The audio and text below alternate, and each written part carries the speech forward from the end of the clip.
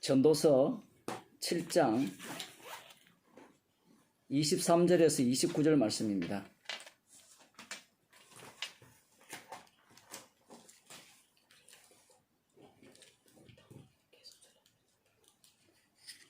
전도서 7장 23절에서 29절 말씀 같이 읽도록 하겠습니다. 내가 이 모든 것을 지혜로 시험하며 스스로 이르기를 내가 지혜자가 되리라 하였으나 지혜가 나를 멀리 하였도다. 무릇 된 것이 멀고 깊고 깊도다. 누가 능히 통달하랴. 내가 돌이켜 전심으로 지혜와 명철을 살피고 궁고하여 악한 것이 어리석은 것이요 어리석은 것이 미친 것인 줄을 알고자 하였더니 내가 깨달은즉 마음이 올무와 그물 같고 손이 포성 같은 여인은 사망보다 독한 자라. 하나님을 기뻐하는 자는 저를 피하려니와 죄인은 저에게 잡히리로다. 전도자가 가로되 내가 낱낱이 살펴 그 이치를 궁고하여 이것을 깨달았노라. 내 마음에 찾아도 아직 얻지 못한 것이 이것이라. 1천 남자 중에서 하나를 얻었거니와 1천 여인 중에서는 하나도 얻지 못하였느니라. 나의 깨달은 것이 이것이라. 곧 하나님이 사람을 정직하게 지으셨으나 사람은 많은 꾀를 낸 것이니라. 아멘. 기도하시겠습니다. 하나님 아버지, 여자가 먼저 선악과를 따먹었고 그로 인하여서 세상은 죄악으로 가득 차게 되었습니다. 진짜 지혜자이신 예수 그리스도는 여자의 후손으로 오셔서 참 지혜를 십자가를 통하여 알려주시고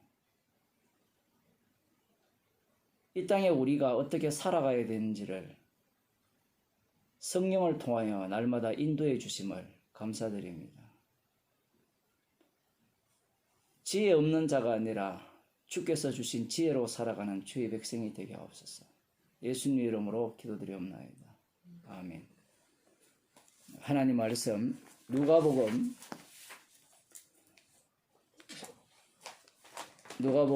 19장 11절에서 27절 말씀입니다. 제가 읽어드리도록 하겠습니다. 저희가 이 말씀을 듣고 있을 때에 비유를 더하여 말씀하시니 이는 자기가 예루살렘에 가까이 오셨고 저희는 하나님의 나라가 당장에 나타날 줄을 생각함이러라. 가라사대 어떤 귀인이 왕위를 받아가지고 오려고 먼 나라로 갈 때에 그 종 열을 불러 은 10머나를 주며 이르되 내가 돌아오기까지 장사하라 하니라. 그런데 그 백성이 저를 미워하여 사자를 뒤로 보내어 가로되 우리는 이 사람이 우리의 왕됨을 원치 아니하노이다 하였더라. 귀인이 왕위를 받아 가지고 돌아와서 은준 종들의 각각 어떻게 장사한 것을 알고자 하여 저희를 부르니 그 첫째가 나와 가로되 주여 주의 한 머나로 10머나를 남겼나이다. 주인이 이르되 잘하였도다 착한 종이여 네가 지극히 작은 것에 충성하였으니 10고을 권세를 차지하라 하고 그 둘째가 와서 가로되 주여 주의 한 머나로 5머나를 만들었나이다. 주인이 그에게도 이르되 너도 5고을을 차지하라 하고 또한 사람이 와서 가로되 주여 보소서 주의 한 머나가 여기 있나이다. 내가 수건으로 사두었나이다. 이는 당신이 엄한 사람인 것을 내가 무서워함이라. 당신은 두지 않은 것을 취하고 심지 않은 것을 거두나이다. 주인이 이르되 악한 종아 내가 네 말로 너를 판단하노니 너는 내가 두지 않은 것을 취하고 심지 않은 것을 거두는 엄한 사람인 줄을 알았느냐. 그러면 어찌하여 내 은을 은행에 두지 아니하였느냐? 그리하였으면 내가 와서 그 별리까지 찾았으리라 하고 곁에 섰는 자들에게 이르되 그 한 머나를 빼앗아 10머나 있는 자에게 주라 하니 저희가 가로되 주여 저에게 이미 10머나가 있나이다. 주인이 가로되 내가 너희에게 말하노니 무릇 있는 자는 받겠고 없는 자는 그 있는 것도 빼앗기리라. 그리고 나의 왕됨을 원치 아니하던 저 원수들을 이리로 끌어다가 내 앞에서 죽이라 하였느니라. 아멘. 오늘 말씀은 사실 지난주 본문과 연결해서 이렇게 살펴봐야 될 말씀입니다. 예수님께서 삭개오의 집에 들어가셔서 오늘 구원이 이 집에 이르렀다 이렇게 말씀을 하셨죠. 그러면서 예수님께서 이 사람도 아브라함의 자손이미로다 이렇게 말씀하시고 예수님 자신이 이 땅에 오신 목적을 말씀합니다. 인자에 온 것은 잃어버린 자를 찾아 구원하려 함이니라 이렇게 말씀하시죠. 이렇게 말씀하시니까 사람들은 예수님이 이 세상에 오신 목적이 무엇일까 그렇게 생각을 합니다. 그 목적이 뭐냐? 잃어버린 자를 찾아 구원하기 위해서 왔다는 거예요. 이 말은 무슨 말인가 하면 예수님이 오신 것은 우리를 구원하기 위해서 오셨구나 이렇게 사람들이 생각을 해요. 그런데 그렇게 생각하는 사람들이 예수님 당시에 유대인들입니다. 왜 유대인들이 메시아가 오시는 것이 자기들을 위한 것이냐? 그 이유가 무엇이냐? 그것은 구약의 선지자들이 그러한 예언을 했기 때문에 그래요. 자, 이사야 61장 성경 한번 찾아보세요. 이사야 61장 1절 말씀은 이 누가복음에서 예수님이 행하실 일들에 대한 말씀이 예언되어 있죠. 61장 1절에 보면 주 여호와의 신이 내게 임하셨으니 이는 여호와께서 내게 기름을 부어사 가난한 자에게 아름다운 소식을 전하게 하려 하심이라. 나를 보내사 마음이 상한 자를 고치며 포로된 자에게 자유를 갇힌 자에게 노임을 전파하며 여호와의 은혜의 해와 우리 하나님의 신원의 날을 전파하여 모든 슬픈 자를 위로하되 무릇 시온에서 슬퍼하는 자에게 화관을 주어 그 죄를 대신하며 희락의 기름으로 그 슬픔을 대신하며 찬송의 옷으로 그 근심을 대신하시고 그들로 의의 나무 곧 여호와의 심으신 바 그 영광을 나타낼 자라 일컬음을 얻게 하려 하심이니라. 예수님께서 회당에 들어가셔서 이 말씀을 펼치시고 이 말씀이 오늘 너희 귀에 응하였다라고 말씀을 하셨죠. 근데 여기에서 중요한 것은 이 말씀에 해당되는 대상이 누구냐라는 겁니다. 그 대상이 누군가 하면 여기에 보면 3절이죠. 무릇 시온에서 슬퍼하는 자에게 화관을 주신다라는 거죠. 기름 부은 자가 오십니다. 메시아가 오시죠. 메시아라는 것은 기름 부음 받은 자니까. 그리스도가 오시면 그 그리스도께서 하실 일이 무엇인가 하면 이 시온에서 슬퍼하는 자에게 화관을 준다는 거예요. 그들에게 희락을 준다는 거예요. 그들의 기쁨의 날이 바로 메시아가 오는 날이라는 겁니다. 그렇다면 지금 유대인들, 예수님과 함께 동행하는 자들, 예수님이 곧 이 하나님 나라를 완성하실 것이다 라는 기대를 갖고 예수님을 따르고 있거든요. 제자들뿐만 아니라 많은 무리들이 그렇게 생각하고 따르고 있어요. 그런 상태에서 지금 인자가 온 것은 잃어버린 자를 찾아 구원하게 하려 위함이라 이렇게 말씀을 하실 때 처음에는 뭐라 했습니까? 저가 죄인의 집에 가서 유한다 이렇게 비꼬았죠. 그런데 이 말씀을 듣는 순간 그들의 마음이 바뀌었을 가능성이 높아요.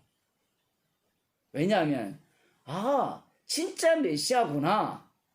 사람은 적용하는 게 되게 빠르거든요. 적응력이. 되게 빨라가지고 이 말씀을 듣는 순간 그렇지 잃어버린 자가 누구야? 바로 우리야. 바빌론 포로로 잡혀갔다가 돌아왔지만 여전히 우리는 로마 제국 압자에 있고 짐승에게 사로잡혀 있고 아직까지 하나님께서 우리를 찾아오시지 않았다는 거예요. 메시아를 아직 보내시지 않았다는 겁니다. 그래서 메시아가 오셔서 자기들을 찾을 것이다 라는 그런 기대감을 갖고 있는 겁니다. 왜냐하면 그것은 구약 성경에 그렇게 선지자들이 예언했기 때문에 그래요. 그래서 메시아가 오셔서 하실 일이 바로 이 시온에서 슬퍼하는 자들입니다. 왜 슬퍼합니까? 이들이 짐승에게 사로잡혀 있기 때문에 그래요. 그래서 이분이 오셔서 마음의 상한 자를 고치시고 포로던 자에게 자유를, 갇힌 자에게 노임을 전파하며 여호와의 은혜의 해와 우리 하나님의 신은의 날을 전파하며, 신은 이거 복수한다는 거거든요. 기름 부은 자가 오시면 뭐 갇힌 자, 저는 자 이걸 다 상징으로 생각하니까, 비유로 생각하니까 어떻게 생각하는가 하면 갇힌 자 그냥 이런 내용들을 다 누구한테 적용하는가 하면 자기한테 적용하는 거예요. 자기 자신에게. 유대인들 자기 자신에게. 그런 기대를 갖고 있는 겁니다. 벌써 뭐 다 잊어버렸을지 모르겠지만, 인자가 온 것은 잃어버린 자를 찾아 구원하기 위해서 왔다라고 했을 때 그 말씀의 의미가 무엇인가 하면, 유대인들 입장에서는 예수님이 오셔서 우리를 구원하시려고 하시는구나, 그렇게 생각을 하는 거예요. 그 근거가 바로 구약 성경입니다. 구약 성경을 근거로 하여서 그들은 그렇게 생각을 하는 거죠. 그러니까 오늘날 이 교인들이, 교회 다니는 사람들이 이런 본문을 보면서 자기 구원론 중심으로 성경을 해석하는 자체가 뭐 새로운 게 아니고 신기한 것이 아니에요. 유대인들이 다 했던 일입니다. 근데 그 유대인들이 했던 그 일이 철저하게 말씀에 근거하여서 했던 일이라는 거예요. 그게 중요합니다.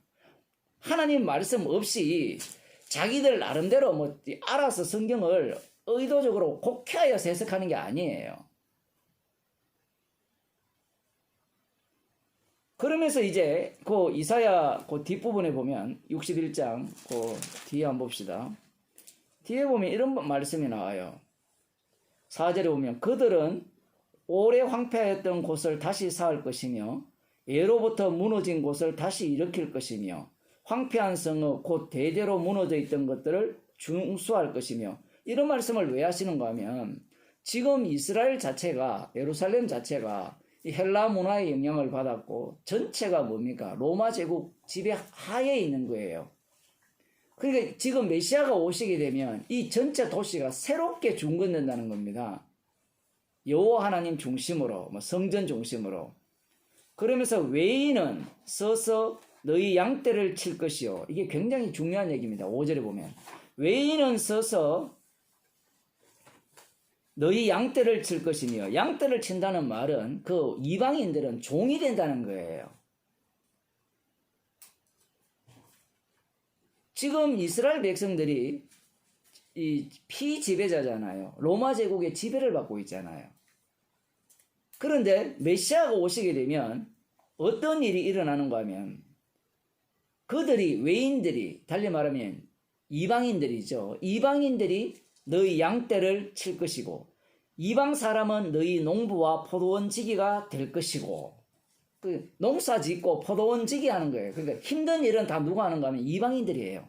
그 신천지가 주장하는 게 그거거든요. 지금 14만 4천에 들어가지 못한 자들은 모두가 다 많은 금과 은을 갖고 자기들한테 조공바치러 온다는 거예요. 지금 이런 본문을 갖고 이야기하는 거예요. 오늘날 교인들도 그 신천지만 그런 게 아니라 많은 사람들이 그렇게 생각을 하고 있어요. 그러면서 오직 너희는 여호와의 제사장이라 일컬음을 얻을 것이라. 이는 사람들이 너희를 우리 하나님의 봉사자라 할 것이라. 이걸 사람들이 오해를 하잖아요. 제사장이라 일컬으면 구약시대의 제사장들이 뭘 했습니까? 어떤 일을 했어요? 목숨을 내어놓고 제사를 드렸죠. 제사장이라 하니까 12지파가 11조 바치는 거 그거 받아 먹고 사는 일 안 하고 먹고 사는 그런 사람이라 생각하잖아요. 오늘날 목사들도 그렇게 생각하고. 일 안 하고 고생 안 하면서 헌금 주는 걸 헌금 받는 걸, 사례 받는 걸 당연하다고 생각하면서 그렇게 생각하는 거예요. 그러니까 놀고 먹는 제사장 이렇게 생각하는 거예요.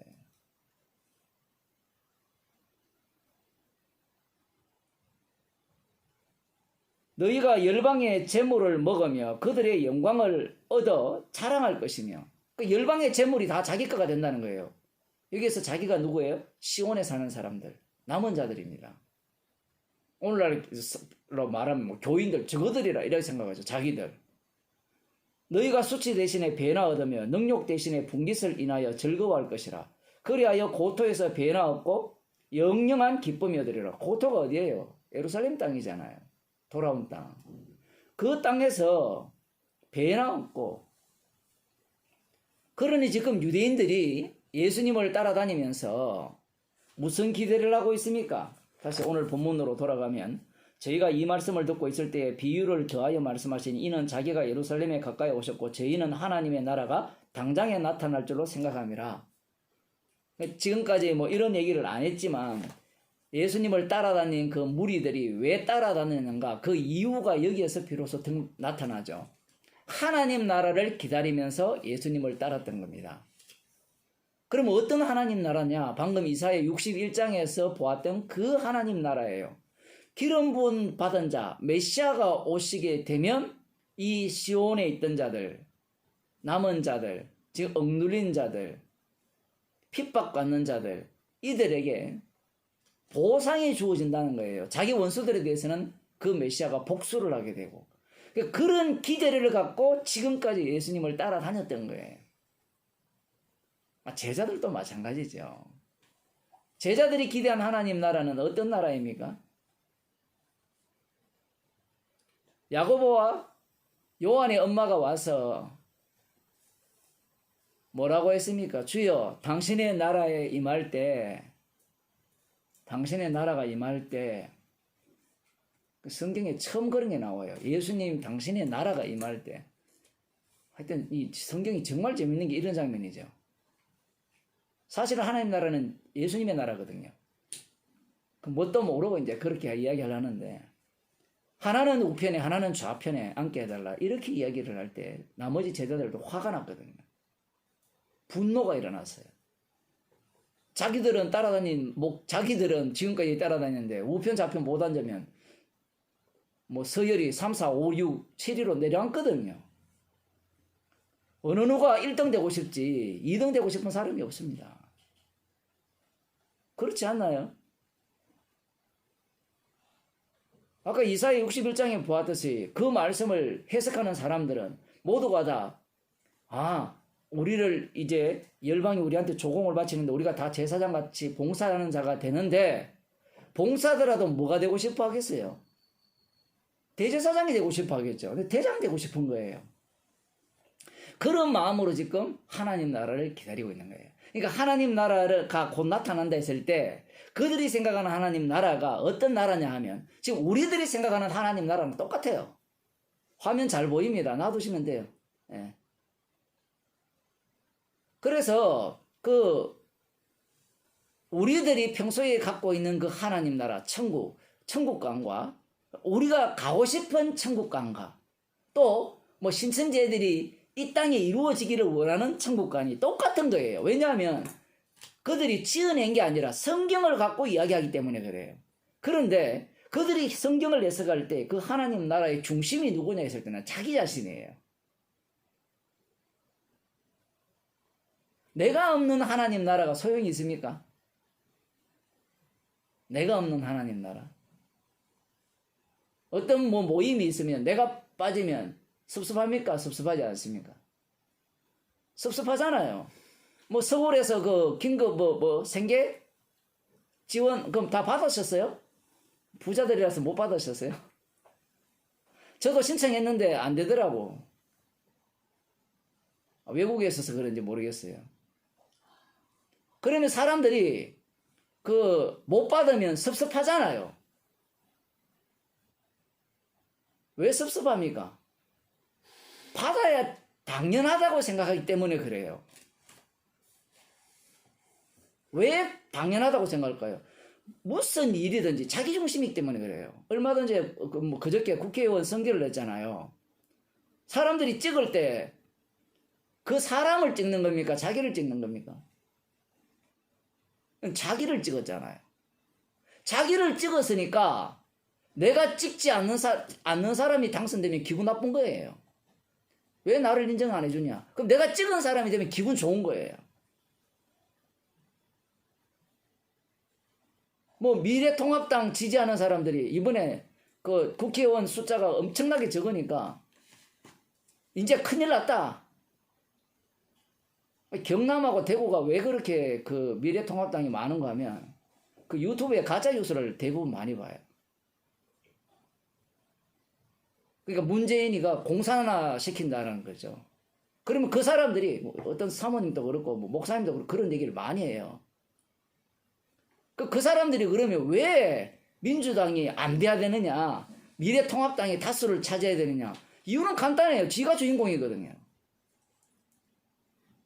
다니엘이 바벨론 포로에서 해방하자고 해방운동했습니까? 그러니까 성경이 있어도 소용없어요. 이 정권이라는 자체가 짐승이기 때문에 그 짐승이라는 것은 최종적으로 누구를 공격하게 되어 있는가 하면 예수님을 공격하게 되어 있어요. 그러니까 문재인 대통령이 정치를 잘해서 나라를 잘 살게 하죠. 그럼 잘 살게 하면 사람들이 교회 안 옵니다. 그거 아세요? 여러분 돈 많고 시간 남아 돌아보세요. 지금 이 말씀 들을 시간 있겠어요? 놀러 가야지. 같이 놀러 갈 사람이 줄 서지 않겠어요? 평안하다, 평안하다, 행복하다, 행복하다. 그런 조건을 제공해주면 사람들이 최고로 좋아하죠. 코로나를 이렇게 잘 통제하니까 투표가 올라갔다 그랬잖아요. 지지가. 대통령 지지율이 60% 가까이 올라갔네. 18개월 만인가 몇 년 만인가 올라갔다 그러는데 왜 지지해요?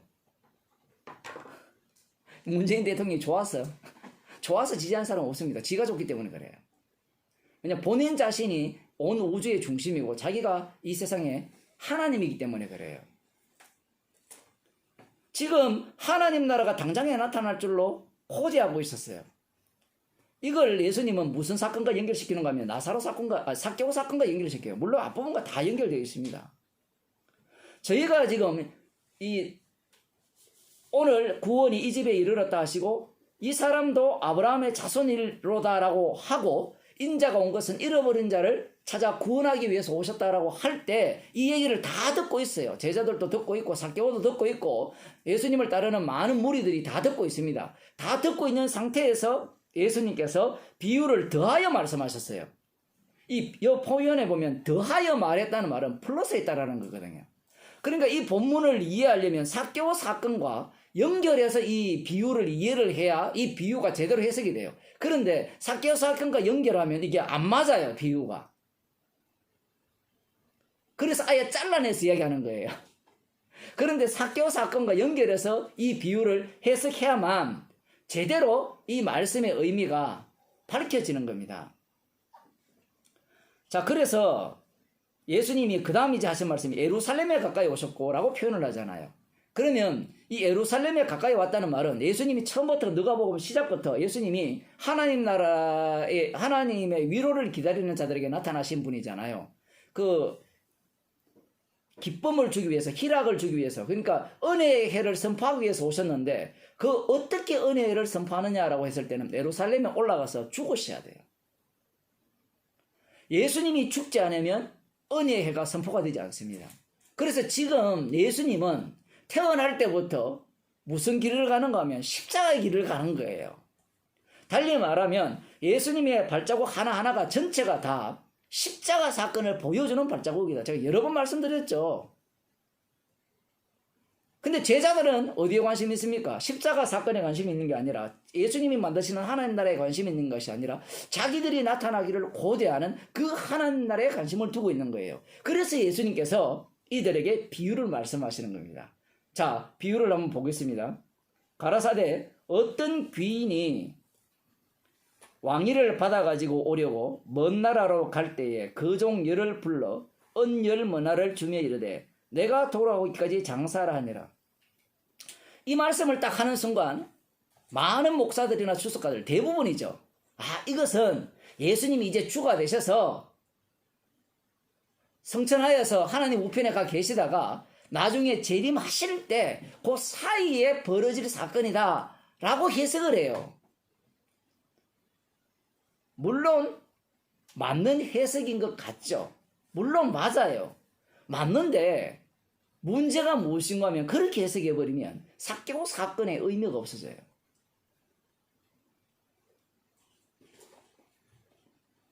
예수님은 지금 현재 삭개오 사건을 갖고 이 비유를 말씀하시는 거거든요.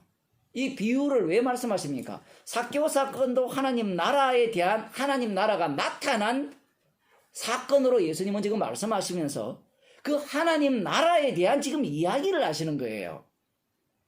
그런데 상대 쪽에서 우리들도 마찬가지고 그 당시 예수님 당시에 이 말씀을 듣는 자들도 마찬가지고 상대들이 갖고 있는 하나님 나라는 다른 개념을 갖고 있잖아요. 지금 그게 문제인 거예요. 지금 그런 사고방식 엉터리 하나님 나라에 대한 공격적인 말씀이에요. 그러면서 진짜 하나님 나라가 무엇인가를 말씀하시는 겁니다.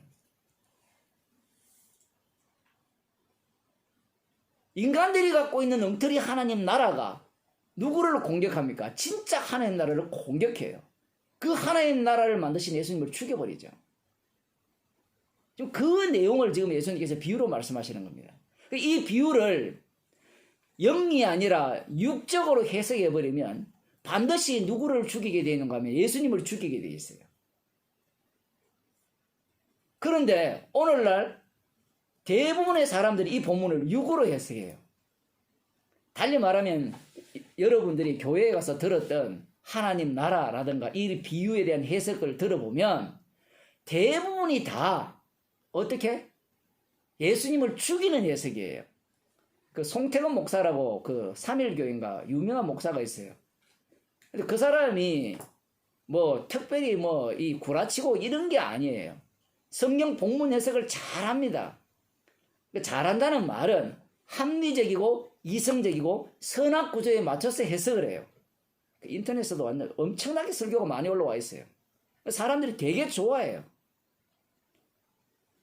그런 사람들이 이런 본문을 해석할 때 합리적이고 이성적이고 선악적으로 해석하는 거예요. 그러면 간단합니다. 그 불의한 청지기 본문 해석하는 걸 보면 이렇게 해석하거든요. 우리는 하나님 나라를 위해서 선한 일을 해야 된다. 이렇게 해석을 해요. 저랑 정반대로 해석하죠.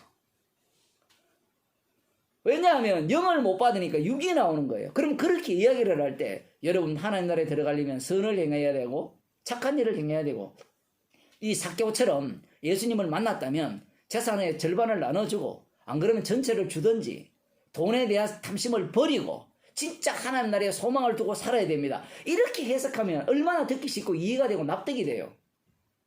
그런 식으로 해석을 하는 거예요. 오늘 본문도 마찬가지입니다. 자, 주위 어떤 귀인이 왕위를 받아가지고 오려고 먼 나라로 갈 때에 종 10명을 불러서 은열머나를 주었어요. 그러니까 종이 10명입니다. 10명에게 이 열머나, 그러니까 열머나가 값어치가 뭔가 하면 100데나리온이에요. 데나리온 맞죠? 100데나리온인데 이 한 데나리온은 하루 품삯이에요. 1일 품삯. 그러면 100데나리온이니까 100일 품삯. 아니, 한 달 월급이 데나리온이에요. 그러니까 그 10달 정도의 이 값어치죠. 그러니까 적은 돈은 아닙니다. 어떻게 보면 많은 돈이라도 볼 수 있는데 각자에게 1,000만 원씩 줬어요. 표현을 하자면 10명의 종에게 1,000만 원씩을 주고 명령을 내렸죠. 이렇게 얘기합니다. 그 종들을 불러 열머나를 주며 이르되 내가 돌아오기까지 장사하라고 했어요. 여기에서 재밌는 표현이 장사라고 했을 때 그 예수님의 말씀을 오해할 수밖에 없는 게 사람들은 장사를 하면 이윤을 남기는 게 장사의 목적이죠. 그렇지 않습니까? 아니, 이 세상에 장사할 때 손해보라고 장사하는 사람이 있어요? 아, 내가 당신에게 1억을 자본금을 줄 테니까 이거 다 날리세요 해서 장사라고 하는 사람이 있을까요? 없잖아요. 즉, 그러니까 벌써부터 예수님의 말씀을 오해하기 시작하는 거예요. 장사를 했으니까, 아, 이 돈을 날리면 안 돼. 최소한 주인이 이 준 돈은 내가 지켜야 돼. 그러면 누가 그 장사라는 말씀을 잘 들을 수 있을까요? 장사 소환이 좋아하는 사람들이죠. 우리 권사님 같은 분이나 장사를 잘하는 이런 사람들이 이 말씀을 듣기가 굉장히 좋죠. 이 말씀을 듣기에. 그래서 교회에서 달란트, 재능 이야기하면서 결국은 재능 많은 사람, 능력 많은 사람이 큰 상급 받아요. 지금 이 본문을 다 상급으로 또 이렇게 해석을 하거든요. 하늘나라 가면 큰 상급 받는다. 이게 누구 사고방식이었어요? 제자들의 사고방식이었잖아요. 하나는 우편, 하나는 좌편에. 지금 하나님 나라를 나타나기를 기다리는 그들과 똑같은 생각을 갖고 있는 거예요. 계속해서. 그래서 이 주인이 말했습니다. 내가 왕위를 받고 돌아올 때까지 장사하라. 이렇게 했어요. 왕위를 받고 돌아올 때까지라는 이 표현을 쓴 것은 지금 예수님이 왜 이렇게 했는가 하면 왕위를 받으러 갔죠. 그 돌아온 이 기간 동안 사람들은 뭘 생각할 수 있는가 하면 아직 왕이 아니라는 거예요. 그럼 말 들을 필요 있어요, 없어요? 없는 거예요. 그런 내용도 지금 깔고 있는 거예요. 자, 그런데 한번 보세요. 그런데 그 백성이 저를 미워하여 사자를 뒤로 보내어 가로되 우리는 이 사람이 우리의 왕됨을 원치 아니하노라 하였더라. 이 성경이 되게 어려운 게 뭔가 하면 10명의 종들을 불러서 각자에게 10문안을 줬잖아요. 갑자기 어떤 사람들이 또 등장해요. 그럼 이 사람들은 누구? 종들은 누구냐? 이런 것들이 막 섞여 있어요. 그래서 뭐 편집 비평하는 사람들은 뭐 이렇게 이야기합니다. 예수님 당시에 어떤 일이 있었는가 하면 헤롯 대왕의 아들 아켈로라는 사람이 있어요. 이 아켈로가 자기가 이제 그 로마에 가가지고 왕권을 아버지의 대를 이어서 이 왕권을 받아오겠다라고 할 때 유대인들이 50명을 사신을 미리 보냅니다. 미리 보내서 우리는 이 사람이 아켈로가 왕됨을 원치 않습니다라고 해서 그들이 요청한 것을 성공했어요. 역사적으로 그렇게 돼 있어요. 그 얘기를 예수님이 집어넣었다는 겁니다. 그 집어넣은 건 맞아요. 근데 이 얘기를 왜 할까요? 인간들은요, 근본적으로 왕됨을 원치 않습니다. 그래서 여기에서 독특한 게 우리는 그런데 그 백성이 누군가 하면 그 백성 중에 누가 들어가 있어요? 10명의 종도 들어가 있는 거예요. 어느 누구도 기인의 왕됨을 원치 않습니다. 그래서 예수님의 말씀이 어려운 거예요. 백성 따로 10명 종 따로 이렇게 이해되면 참 쉽죠. 왜냐하면 10문화 남긴 사람이나 5문화 남긴 사람은 훌륭한 사람이고 1문화 남긴 사람은 백성 쪽에 들어가는 사람이다. 이렇게 쫙 분리를 할 수 있잖아요. 그런데 예수님이 그렇게 말씀을 하지 않아요. 왜 이렇게 뭉텅거리로 집어넣어버리는가 하면 하나님 나라의 특성 때문에 그래요. 인간이 갖고 있는 하나님 나라와 예수님이 만드신 하나님 나라가 달라요. 자, 그래서 이 사람들은 이 우리의 왕됨을 원치 않는다고 하죠. 간단합니다. 뭐 어렵게 생각하지 마시고요. 여러분 지금 복음을 알고 예수님을 믿는다고 하잖아요. 예수님이 우리의 주님이라 하잖아요. 근데 그 주님이 우리의 주됨을 원합니까? 원하지 않습니까? 간단한 질문이잖아요. 권사님들 원해요? 안 원해요? 원할 때도 있고 대부분 안 원하죠. 세상이 내 뜻대로 돌아가기를 원하잖아요. 안 그렇습니까? 왕됨을 원치 않아요. 그 어떤 인간도. 복음을 백나라라도 소용없다니까요. 어느 누구도 왕됨을 원치 않아요.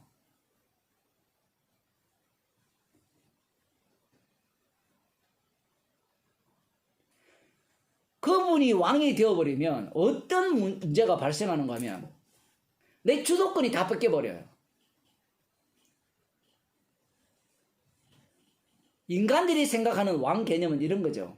지금 이들이 백성들이 왜 왕됨을 원치 않는가 하면 그분이 왕이 되면 시키는 대로 다 해야 돼요. 내 뜻대로 할 수가 없어요. 앞부분에 삭개오 사건이 일어났죠. 누가 주도권을 갖고 있었습니까? 삭개오가 주도권을 갖고 있는 게 아니죠. 삭개오는 보고 싶었어요. 근데 예수님이 오늘 내가 네 집에 유하야겠다 이렇게 말씀하시는 순간 삭개오는 모든 것이 바뀌어버렸다 했죠. 감긴 눈이 떠진 게 된 거죠. 모든 게 피동이 되어버렸어요. 재산의 절반을 나눠준다? 토색한 일이 있으면 4배나 갚겠다. 이 지 일이 아니에요. 자기 일이 아니라는 겁니다. 그런데 문제는 이 삭개오의 행위를 해석을 할 때 오늘날 목사들이나 다 그래요. 교인들 해석을 할 때 다 삭개오의 일이라 생각해요. 예수님을 만난 이후에 변화됐다는 거예요. 그래서 사람들이 지금 예수님의 비유는 그런 거예요. 너희들은 근본적으로 나의 왕됨을 원치 않는다는 거예요. 어떤 인간도 원치 않아요. 삭개오는 원했지 않습니까? 삭개오도 원하지 않았다니까요. 사도 바울을 보세요. 로마서 7장에 오라 나는 공고한 사람이라 하잖아요. 못 이깁니다. 왜냐하면 내가 왕이거든요. 주님이 따로 계심에도 불구하고 그걸 알아도 소용이 없어요. 이 육 자체가 자기가 왕임을 포기하지 않기 때문에. 그래서 십자가의 영이 와서 어떻게 합니까? 자기 부인하게 하는 거예요. 우리 쪽에서는 불가능하다는 얘기예요. 자, 그런 상황에서 이제 기인이 왕위를 봐주고 돌아왔는데 은준 종들의 각각 어떻게 장사한 것을 알고자 하여 저희를 불렀어요. 그런데 여기에서 재밌는 게 저희를 불렀는데 3사람밖에 안 나와요. 처음 시작 몇 명 종에게 문화를 줬다 했어요? 10명에게 줬다 했죠. 그러니까 예수님의 말씀은 진짜 이상해요. 7명이 누락이 됐어요. 7명은 어디 갔을까요? 백성들 속에 들어갔을까요? 사람들은요, 이 누락된 7명에 대해서 별로 관심이 없어요. 여러분 주석을 한번 보세요. 주석이나 설교를 들어보세요. 누락된 7명은 별로 관심이 없어요. 왜냐하면 인간이 생각하는 하나님 나라는 항상 누구 중심이기 때문에 자기 중심이기 때문에 그래요. 이들은 백그라운드입니다. 하나님 나라가 어떤 나라인가를 보여주기 위한 7명이에요. 그들이 천국 갔다 지옥 갔다 나옵니까 안 나옵니까? 왜냐하면 제일 끝에 보면 한 머나를 남은 사람은 남긴 사람은 죽이라 했잖아요. 죽이라 했다는 말은 지옥 보냈다는 거거든요. 그리고 7명은 어디 갔어요? 인간은 천국 가고 싶고 지옥 가기 싫다는 이 욕망 자체를 날리는 겁니다. 지금 하나님 나라 자체가. 하나님 나라를 기다리는 그 태도 자체가 자기를 위한 하나님 나라지 십자가에 피 흘리신 예수 그리스도를 위한 하나님 나라가 없다는 겁니다. 인간 자체가. 그래서 이 비유에 함정이 엄청나게 들어있는 거예요.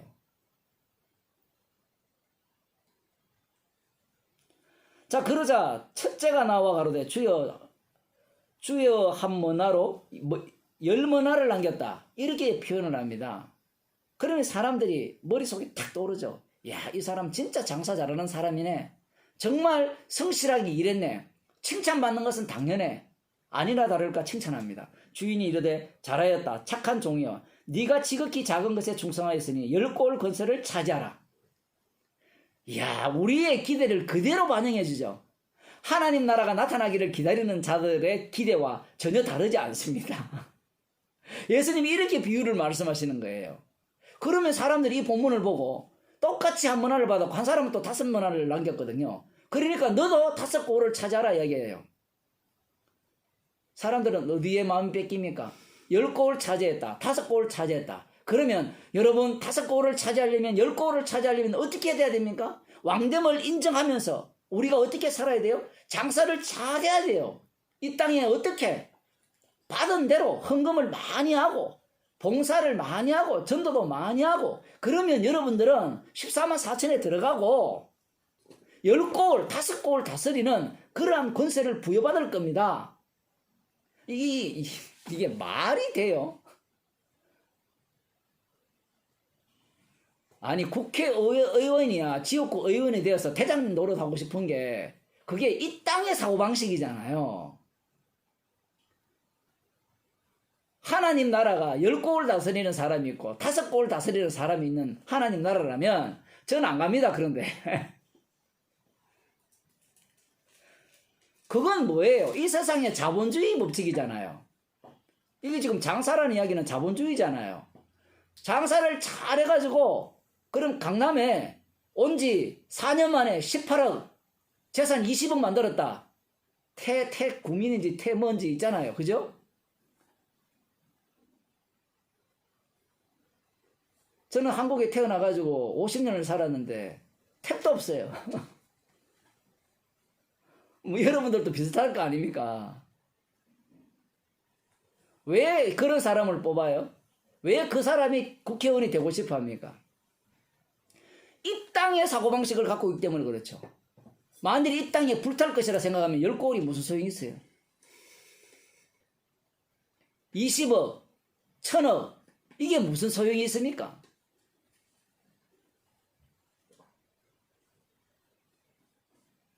아무 소용이 없어요. 지금 예수님께서 이렇게 말씀하시니까, 이야, 진짜 너는 지극히 작은 것에 충성했으니 10골을 다스리라. 야, 정말 좋겠다. 물론 예수님의 말씀은 진짜입니다. 이게 진짜. 진짜인데 진짜 안에 진짜가 감춰져 있는 거예요. 그러면 진짜인데 진짜 안에 진짜가 감춰져 있으려면 진짜는 가짜가 돼야 되죠. 그림자입니다. 그림자. 예수님께서 말씀하시는 것도 마찬가지고 구약에서 하나님께서 말씀을 하실 때 반드시 이 땅에 일어날 일들을 갖고 보이지 않는 세계를 설명해요. 모든 게 다 그래요. 요한계시록에 나오는 새하늘과 새 땅 이런 것들도 다 이 땅의 것을 갖고 설명을 하잖아요. 왜 그럴까요? 이 땅의 것을 갖고 설명할 수밖에 없어요. 왜? 이 세상에 있는 모든 인간들이 어떻게 설명해도 하나님 나라가 설명이 안 되기 때문에, 이해가 안 되기 때문에 그래요. 사도 바울이 삼층천에 올라가서 형언할 수 없는 것을 보았다라고 하죠. 그게 끝이에요. 그러면 사람들이 형언할 수 없는 게 뭘까? 또 상상을 해내잖아요. 자기 나름대로. 해내봤자 이 땅의 것밖에 없어요. 형언할 수 없다. 이렇게 하면 없다라고 끝나야 되는데 인간들은 없는 것을 또 있는 것으로 만들어내잖아요. 인간이 갖고 있는 그 하나님 나라에 대한 고대, 기대감, 거기에 대해서 예수님은 지금 완전히 박살내고 계신 거예요. 이 말씀을 들으면 그래 우리도 10문화를 남기자, 5문화를 남기자, 최소한 5문화 남기자. 그러면 여러분 이 본문을 보면서 10문화 남긴 사람이 되고 싶습니까? 5문화 남긴 사람이 되고 싶습니까? 질문을 다시 할게요. 10곡을 다스리고 싶습니까? 5곡을 다스리고 싶습니까? 10곡을 다스리고 싶지 않습니까? 여러분 그럼 말 바꿀게요. 100억을 받고 싶습니까? 1조를 받고 싶습니까? 국회의원이 되고 싶습니까? 대통령이 되고 싶습니까? 대통령이 되고 싶잖아요. 안 그래요? 예수님의 말씀 자체는 너희들이 기대하고 기다리는 그 하나님 나라가 누구를 죽이게 되어 있는 겁니다. 예수님을 죽이게 되어 있다. 지금 이 말씀을 계속해서 하시는 거예요. 하나님 나라가 뭔지 모르기 때문에 그래요. 뭔지 모르니까 아까 이사야 61장을 읽었잖아요. 그 말씀에 근거해서 기다리는 자들에게 그들이 원하는 요구죠. 소망을 들어주는 듯이 예수님이 말씀을 하는 겁니다. 절대로 못 알아들어요. 왜 못 알아듣는가 하면 예수님께서 죽은 자를 살렸잖아요. 죽은 자를 살릴 때 그 죽은 자를 살린 것은 실제 상황이죠. 그런데 예수님이 죽은 자를 살린 상황을 실제 상황인데 그 실제 상황을 예수님은 어떻게 해석해요?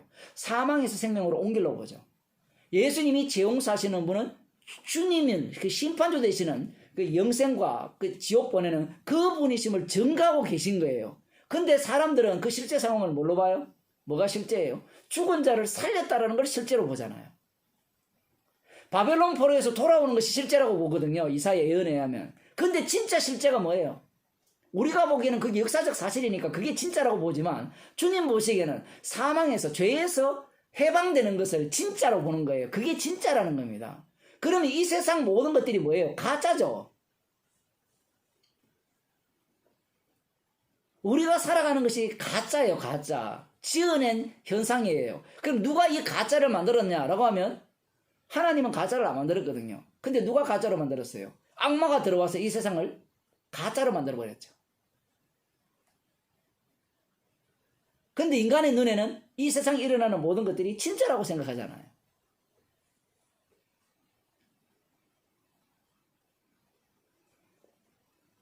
지금 그 로마서를 한번 봅시다. 로마서 14장 17절입니다. 로마서 14장 17절에는 어떤 말씀이 나오는가 하면 이런 말씀이 나와요. 하나님의 나라는 먹는 것과 마시는 것이 아니요 오직 성령 안에서 의와 평강과 희락이라. 이렇게 나옵니다. 하나님의 나라는 먹는 것과 마시는 것이 아니요. 이 말씀의 의미가 뭔가 하면 먹는 것 마시는 것 이게 무슨 얘기입니까? 육과 관련되어 있죠. 그죠? 그게 아니라는 거예요. 하나님 나라는. 그럼 뭐냐? 의와 평강과 희락이라 이렇게 말씀합니다. 이렇게 이야기하니까 또 사람들이 하나님 나라를 어떻게 생각하는가 하면 먹는 거 마시는 거 여기에 신경 쓰지 말고 의로운 거 그 다음 평강, 희락 그걸 가져야 돼 이렇게 이야기하는데 그것도 이 세상 거예요. 사람들이 왜 먹는 거 마시는 걸 원합니까? 기쁘기 위해서 그렇잖아요. 즐거움, 평안을 얻기 위해서 그렇잖아요. 지금 코로나 때문에 세계 경기가 어려워지고 먹는 게 어려워지면 사람들이 평안이 있어요? 없어요? 없어져요. 그래도 평안해야 돼. 근데 예수님이 주시는 평안은 세상이 주는 평안과 달라요. 지금 로마서를 읽을 때 영어로 읽어야 되는데 십자가를 통해서 말씀을 봐야 되는데 십자가가 보이지 않으니까 계속해서 이 땅에 있는 것으로 계속해서 만들어내고 조작해내는 거예요. 여전히 하나님 나라가 곧 나타나기를 기다리는 유대인과 다르지 않다는 겁니다. 그래서 사도 바울이 이런 얘기를 해요. 그러면서 로마서 15장입니다. 15장 16절 한번 보세요. 아까 이사야 61장 그 얘기가 쭉 나오는데요. 15절에 보면 그러나 내가 너희로 다시 생각나게 하려고 하나님께서 내게 주신 은혜를 인하여 더욱 담대히 대강 너희에게 썼노니 이 은혜는 곧 나로 이방인을 위하여 그리스도 예수의 일꾼이 되어 하나님의 복음의 제사장 직무를 하게 하사 이방인을 제물로 드리는 그것이 성령 안에서 거룩하게 되어 받으심직하게 하려 하십니다. 이사야 61장에 보면 다 잊어버렸으니까 다시 봅시다. 이사야 61장 다시 봐요. 거기 보면 어떤 말씀이 나오는가 하면 너희를 뭘로 삼는가 하면 6절에 보면 오직 너희는 여호와의 제사장이라 일컬음을 얻을 것이라 사람들이 너희를 우리 하나님의 봉사자라 할 것이라 이렇게 나와 있거든요. 그런데 열방들이 제물을 갖고 온다 했잖아요. 그런데 그걸 사도 바울은 지금 무엇으로 해석을 해요? 우리는 제사장 맞죠? 왕같은 제사장. 그 왕같은 제사장이 무슨 일을 하는가 하면 이방인들을 제물로 드리는 역할을 한다는 거예요. 그러면 이방인을 제물로 드릴 때 그냥 드립니까? 그냥 드릴 수가 없어요. 제사장은 반드시 자기 목숨을 내어놓아야 되겠죠. 대신 죽음입니다. 그래서 사도 바울이 이방인을 제물로 드릴 때 헐벗고 굶주리고 핍박당하고 미움당하고 그 일을 그 역할을 담당한 거예요. 우리들이 기대하는 구약 성경대로 기대하는 그런 제사장이 아니라 얘기예요. 왜냐하면 이 제사장은 대제사장이신 예수 그리스도를 증거하는 그리스도의 몸의 지체로서의 제사장이기 때문에 그래요. 예수님의 공생애를 반복하는 게 제사장입니다. 이런 걸 빼버리고 오늘 10골 다스려라. 5골 다스려라. 신난다. 이제 열심히 해서 다스려야지. 뭘 열심히 해요? 제가 아까 그랬죠. 백성들이 왕됨을 원한다 했습니까? 안 원한다 했습니까? 안 원해요.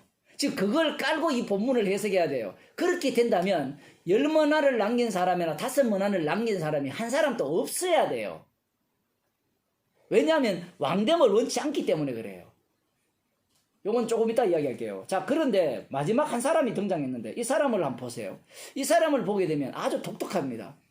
이 한 사람 이 이야기를 예수님이 왜 하시는가 하면 최소한 이 한 사람의 사고방식은 삭개오 사건에 대해서 제가 지난주 설교를 했잖아요. 그런 내용까지도 다 알고 있는 사람이라고 보시면 돼요. 삭개오가 어떻게 구원받았어요? 삭개오가 자기가 행위를 통해서 구원받았습니까? 아니죠. 예수님이 찾아오셨죠. 그 얘기를 지금 한 문화 받은 사람이에요.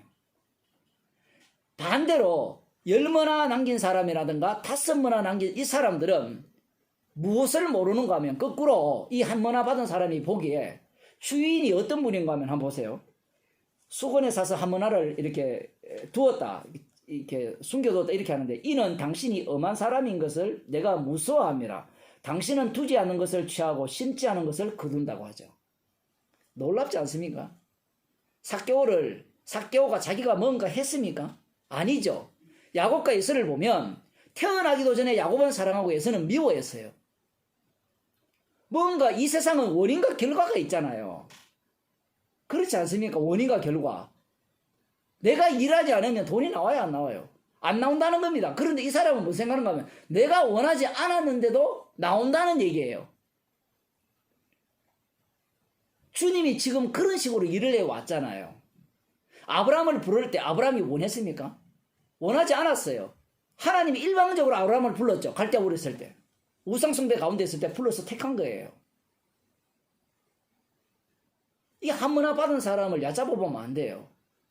하나님에 대해서 명확하게 알고 있어요. 주인에 대해서. 그래서 저는 숨겨놨다는 거예요.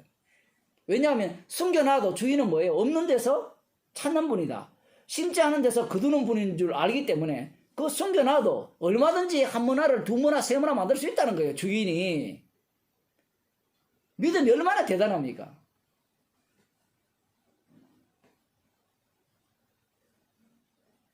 지금 무슨 얘기인지 이해되시죠? 무슨 얘기인가 하면 삭개오를 주님이 친히 구원해버렸잖아요. 원인 없이. 맞죠? 그러면 사람들이 무슨 생각하겠어요? 아, 예수 안 믿어도 되겠네. 예수님이 찾아오시면 구원이 되겠네. 그렇게 하면서 지 맘대로 사는 겁니다. 근데 그게 제대로 된 믿음이에요? 아니에요?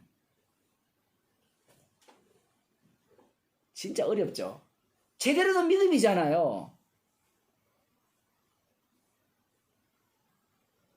삭개오가 구원받고자 욕망 막 따라다니지 않았잖아요. 물론 대부분 목사들은 따라다닐 때 얘기하는데 따라다니지 않았어요. 주님이 찾아오셨죠. 믿음은 하나님의 선물이잖아요. 그냥 주시는 거잖아요. 그걸 지금 이 한 문화 받은 자가 아는 거예요. 내가 이렇게 함으로 말미암아 주인의 엄한 분임을 제대로 전했다는 겁니다. 그러자 뭐라 합니까? 주인이 이르되 악한 종아, 내가 네 말로 너를 판단하겠다 하죠. 그래, 네 말로 내가 너를 판단하겠다. 내가 두지 않은 것을 취하고 심지 않은 것을 거두는 엄한 사람인 줄 알았느냐? 그러면 어찌하여 내 은을 은행에 두지 아니하였느냐? 말이 좋아 은행인데요. 사채업자에게 맡긴다 얘기입니다. 당시에는. 사채업자한테 맡겨서 이익을 취하지 않겠느냐? 왜 그렇게 하지 않겠느냐? 지금 이 주인 자체가 스스로 어떤 사람이라고 표현한가 하면요. 사채업자는 불의한 자거든요. 느헤미야에 보면 사채업자를 다 제거합니다. 스스로 내가 불의한 자 맞다. 맞잖아요. 심지 않은 데서 거두니까. 지금 말귀를 못 알아듣고 있죠. 한 문화 받은 사람은. 이 한 문화 남긴 사람, 한 문화를 수건에 사둔 사람은 10문화를 남겼던 5문화도 사실은 말귀를 못 알아들었어요. 자기들은 남겼기 때문에 뭐 10골 받고 남겼기 때문에 5골 받는다. 그런 얘기가 아니에요. 자, 그러면서 예수님이 이렇게 말씀합니다. 곁에 섰는 자들에게 이르되 그 한 문화를 빼앗아 10문화 있는 자에게 주라 하니 저희가 가로되 주여 저에게 이미 10문화가 있나이다. 지금 이런 표현이 왜 나와요? 지금 예수님의 비유는 막 섞어놨습니다. 무엇을 섞어놨는가 하면 이 세상 사고방식이 갖고 있는 자들도 여기에 들어가 있고, 그러면서 예수님이 진짜 하나님 나라의 의미를 설명하는 내용도 포함되어 있어요. 그래서 비유가 어려운 거예요. 만일에 이 사람들이, 옆에 있는 사람들이 예수님의 말씀을 알았다면 당연하다고 생각할 거 아니에요. 그래서 한 문화를 뺏어다가 10문화 있는 사람에게 주라 하니까 우리들의 생각은 10문화나 있는데 왜 더 줍니까 그 사람한테? 예수님은 자비로운 분이면 한 문화 그 사람 남겨둬야 되지 않습니까? 이런 생각을 갖고 있는 거예요. 예수님이 그러자 뭐랍니까? 주인이 가로되 내가 너희에게 말하노니 무릇 있는 자는 받겠고 없는 자는 그 있는 것도 빼앗기리라. 이게 핵심입니다. 지금 무슨 얘기인가 하면 이 한문화를 수건에 싸서 둔 사람은 주인공이 자기 자신이에요. 자기가 주인을 알아요. 무슨 말인지 이해되시죠? 자기가 주인을 알아서 자기가 주인의 말을 판단하고 실제로 이해하여서 자기가 주도권을 갖고 일을 행세해요. 그런데 10문화를 남긴 사람이나 5문화 남긴 사람은 주도권이 빼앗겼어요. 장사하라라는 그 말씀 속에 휘말린 거예요.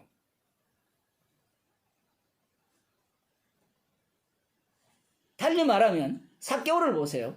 삭개오가 주님 말씀에 휘말리니까 재산의 절반을 내놓는 거예요. 그걸 내놓았다 했을 때는 그가 세리장이라 했잖아요. 세리장의 특징은 돈밖에 모릅니다. 돈을 절반이나 내어놓는다는 것은 이것은 자기 부인이에요. 생명과 같이 여기기에 돈을 번 거 아니에요. 이 자기 부인이 어떻게 가능하냐 했을 때는 삭개오로서는 불가능해요. 주께서 말씀 속으로 휘말리게 하니까 그렇게 된 거예요.